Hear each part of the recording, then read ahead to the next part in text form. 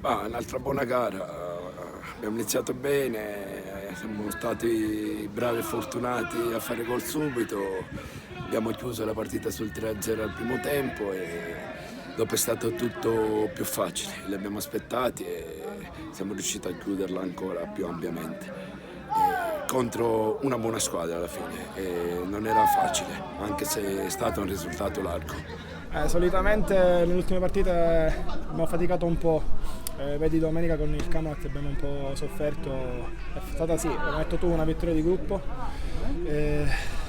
ma già dal riscaldamento si vedeva che eravamo molto concentrati, ho trovato il gol, sono molto contento e come hai detto tu, vittoria di gruppo, oggi secondo me c'è stata poca storia, grande vittoria sì, oggi penso sia andato tutto bene. Personalmente sono contento perché l'anno scorso calciavo il rigore, quest'anno li calcio, facevo più gol l'anno scorso. Però oggi mi sono tolto un grande peso, avevo voglia, anche se faccio il difensore. E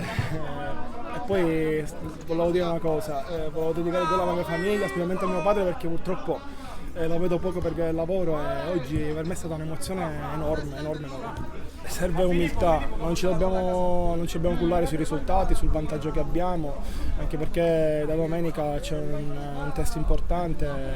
col Casteldaccio che è in netta ripresa, che oggi ha vinto all'Ascari 2-1, quindi